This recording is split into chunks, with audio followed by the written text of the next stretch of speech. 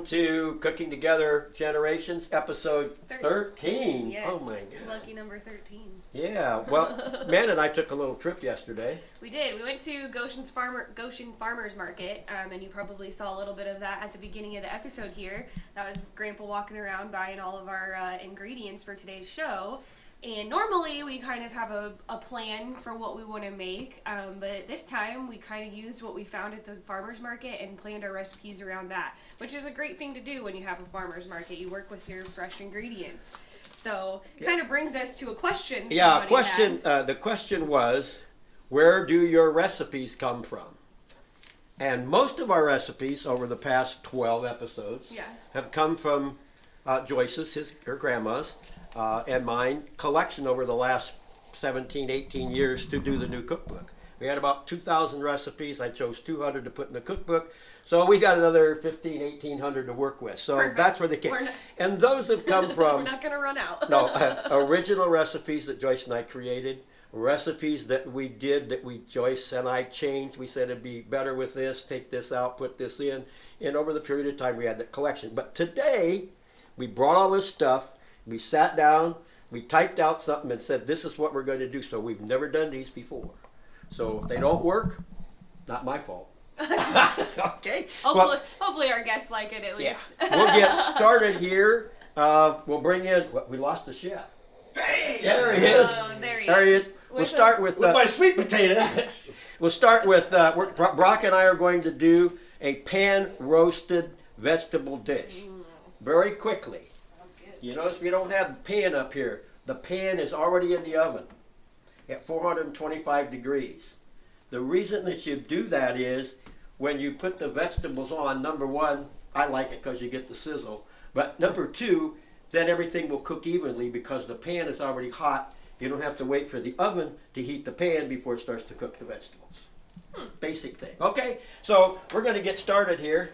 I'll start by cooking some sausage. I'll let it over to Brock. While I'm doing the sausage, you can talk about what you're doing there. Sure. Well, what I did in preparation for this is I took some of the vegetables that Amanda and my dad got the other day at the farmer's market, and just a few of them that we're going to highlight today. Sweet potato, which is one of my favorites. You know, and again, around the holiday time, sweet potatoes are served on most holiday tables at Thanksgiving and Christmas. It's a great vegetable. It's a great potato to use anytime, actually. Bake them up and just put a little brown sugar and butter on them. These are awesome. And they're huge this time of year. I mean, they come out big, juicy, sweet. Love them. Some butternut squash. Again, most people see this and go, what would I use this for? What would I use this for? And today I just chunked it up, and we're going to put it up on the pan. We're going to roast it. It's sweet. It's buttery, and I'm going to add some savoriness to it. We've got a couple other kinds of squash that you could use. Got an acorn squash, which is great just to have, hone out, put some sausage in it, bake it. Or this is a spaghetti sauce. Spaghetti squash. Open this up, shred it up like spaghetti, make a spaghetti sauce, meatballs. It's great. Yep, vegetarian stuff. Vegetarian. It's awesome. It's awesome. And we just did a vegetarian episode last week, so this is kind of a take. This is... I don't think vegetarians or vegans would say this is a vegan recipe because I am going to put a little sausage in it, but they could pick the sausage out, but true vegans are going to say, well, the meat juice was in there, so it's not truly a vegan dish. So I'm going to move these over here real quick to my storage facility. And what we did was, storage facility, yeah, I mean, you know, every kitchen's got to have a good storage facility. And what I did was, I chopped up the sweet potato into nice chunks, the butternut squash into nice chunks. I'm going to add a little cauliflower because I love cauliflower. Roasted cauliflower is one of my favorites. Some Brussels sprouts. Not a lot of Brussels sprouts. I know there's been this whole dilemma on Brussels sprouts, who likes them, who doesn't. So George Bush Sr. doesn't like them. George Bush Sr. doesn't like them. Okay, well, there's a good plug for George Bush. And then some... and then some yellow squash. And then what we're going to do is we're going to make up some dressing for it. The jalapenos I've got here, I'll bring those in a little bit later and I'll tell you all about those. But what I'm going to do here is for our dressing, to mix all this up, I'm going to add 4 tablespoons of olive oil. 2, 3, 4. He can count. I can count. You're right. He got all the way to I got all the way to 4. We were getting worried. Were you? Yeah. Well, your dad's getting older, so I'm not going to very count. And then I'm going to use 2 tablespoons of Dijon mustard. 1. Oh, I love Dijon mustard. Smells good. So good. 2. Get all that goodness out of there. And then I'm going to use a couple teaspoons, 3 teaspoons of apple cider vinegar. 1, 2, 3. And it doesn't matter if it drips in there a little bit. It's not going to off-put the recipe at all. And then I'm going to take and I'm going to whisk this up into a coating. Okay. Get that pretty well thoroughly mixed. There we go. I need my bowl with my sausage in it. Sausage has been pre-cooked. My sous chef over here, Tom, took care of that. We'll put that down right here. We're going to start dumping in the veggies.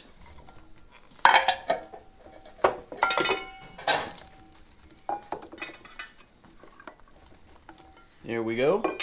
I'm going to put a little salt and pepper on top of these. Whoops.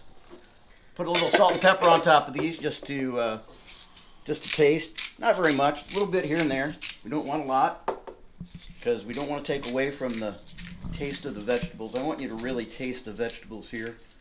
There's that. And then we're going to take and we're going to drizzle this over. And this doesn't look like a lot, but if you do a pattern, and then I always like to good trick. swirl them around inside and then scrape the rest out so you get everything coated. That's smart. And this is the fun part. Crazy. Get your hands in here, get a little dirty because it's not cooking unless you're getting a little bit dirty. You're going to get this all mixed up. I'm going to bring the sausage to the top.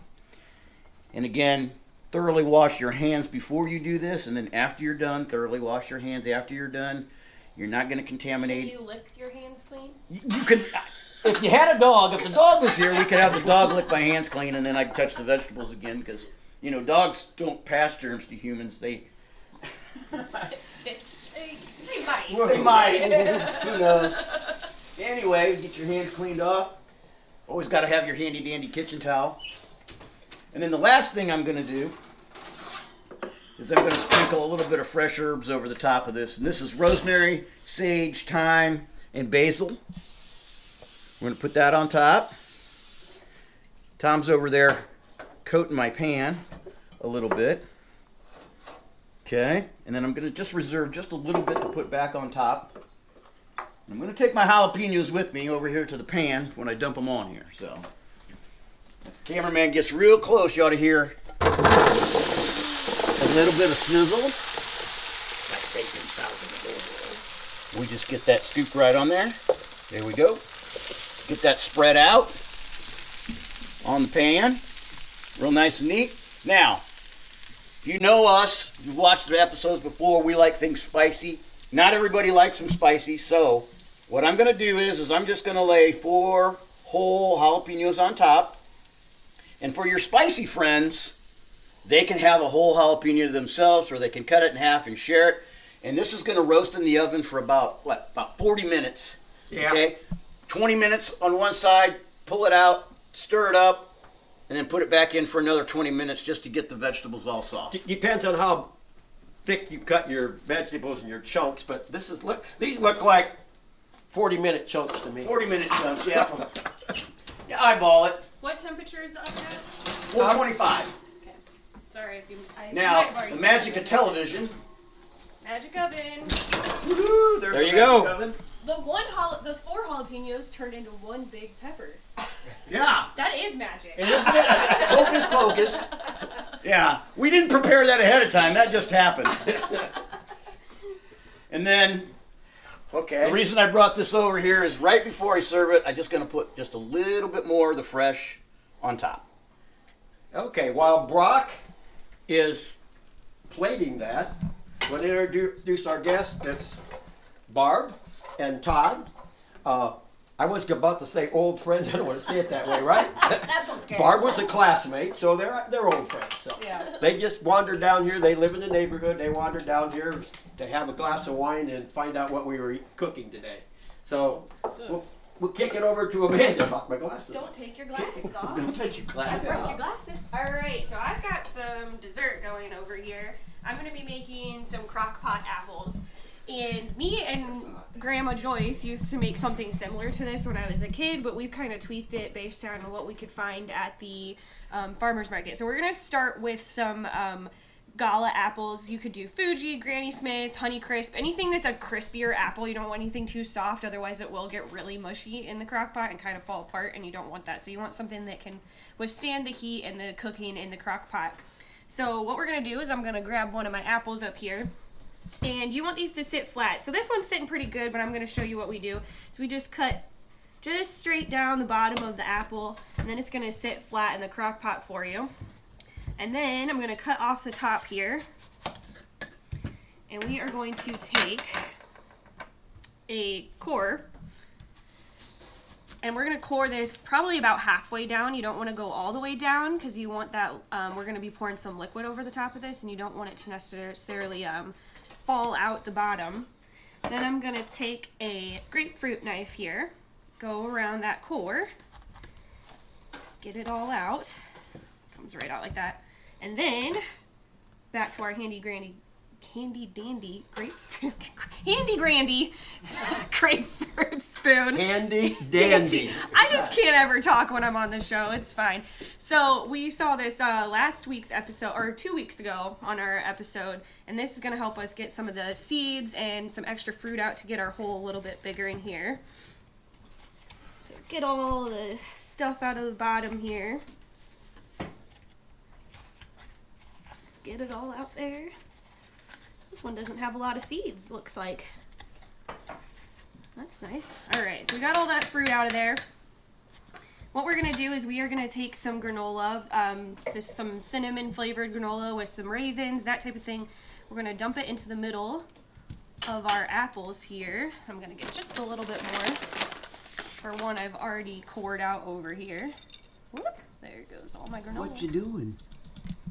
Got some granola. That looks good. Right? That looks great. It's not even done yet. I know. So once we got our apples filled with the granola, we're gonna put them in our crock pot here. And I'm going to dump a little melted butter over the top of these. Everything is better with butter. Oh yeah, just get it into the apples down in that granola. That granola is gonna get crispy and caramelized. And then we are going to take some honey and drizzle that over the top. And you could use maple syrup if you wanted instead of honey, but we decided honey just sounded really good today. So put some honey over the top. And then, can you hand me the wine over there? Just for some kicks and giggles, we are going to coat the bottom of our pan with some Pinot Grigio. Let that cook on the bottom just to give it a little more sauce. We like to get saucy. You saw that in last episode. So, you can put the lid on. That's going to go into the crock pot on high for 2.5 hours. And we have got some that have been cooking over here. Why don't you wait just a second while he serves the main course? You can start those, okay? I'll do that. All right. Wow. So that's what we got there. That looks beautiful. And what I need is my spatula over here. And the tongs. And the Oh, tongs. there it Oh, is. cameraman hand. Every show. Hey, we got to stop that guy. He left a hole in my beautiful recipe We're going there. to start smacking it. Smacking it out of the So way. I'm just going to scoop some vegetables onto a plate. Okay. And we're just going to make sure we get a little sausage. We make sure we get some of the butternut squash.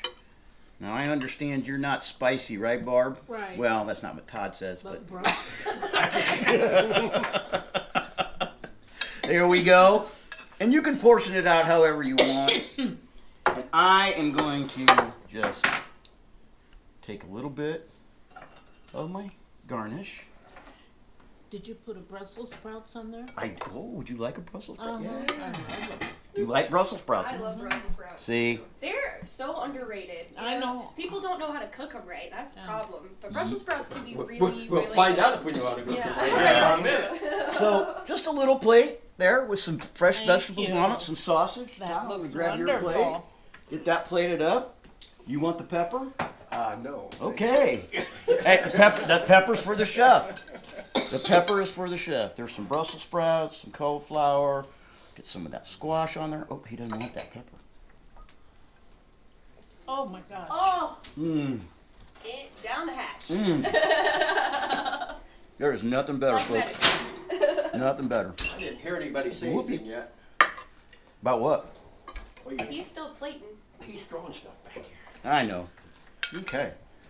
Let's get that on there. Again, just pull off a little sprig of my fresh parsley. Put it on top. Bon appetit. And We enjoy. will taste it. Yeah. Let us know how it is. Okay. I'm gonna serve up your dessert over here. So we got some finishing touches to add to the apple, just to kind of really spruce it up. This is what it's gonna look like coming out of the crock pot. Like, how delicious does that look? Oh yeah, get right in there. All right, so we're gonna get some ready whip here. Yummy. Put it on the top there. Easy. Now I'm gonna do something that we didn't talk about. See? Somebody was I gonna didn't do it this time. I didn't do anything this time. Just Oh. a little extra honey there. And then we're gonna do a little. Oh no! It's too hot. It's falling off. Gotta serve it real quick. But you can still kind of see how pretty that looks. Mmm. Our apples are still warm, so that ready whip's melting. But here is some dessert for you. Oh wow. Thank you. All right. What do we think? What's the consensus? Wonderful. Easy, Wonderful. easy. Doesn't take a lot of time. A little bit of prep. Yeah. You're good to go. This proves something, folks. Now, in the cookbook, I made a comment in there about a recipe is only a guideline. So feel free to add to, take away, change, do different things with it. Then you create your own little set of recipes and things you do. We did the chicken marbella last week, I guess, and I mentioned that this is from 1992 through now. All kinds of chefs have done this, and each one you find has their own little touch. So, and these two recipes, honestly, we didn't know what we were going to do until Amanda and I went to the farmer's market yesterday, and we bought what we bought, and we said, hey, we want fall apples and squash and that kind of thing, go for fall. So we did it. We did it. There it is. The cookbook, folks, is online, so go in there and buy it. I gotta get it. It's heavy. Portion of the proceeds going to breast cancer. So There's some blank pages in the back. They can write down these recipes. Oh, yeah. Oh, yeah. Yeah. print them off and punch them and put them in there. Exactly. Yeah, it's going really well. I'm going to be able to send a nice big check to the Susan G. Komen Breast Cancer Foundation. At the end of the month, I'm going to wait till then. So get yours in there and get your cookbook. And you said it's Breast Cancer Awareness Month. Breast right? cancer. So This is breast cancer. Yeah, I got my perfect little time to buy our got my little cookbook. pink bracelet Cookbook on. and support breast cancer research. They make great Christmas gifts, Right. birthday gifts, anything for the chef. Yeah, a gift for yourself. Yeah. Hey, Cheers. One in the, Another another one in the can. Keep Woohoo! cooking. Keep cooking Keep together. cooking together.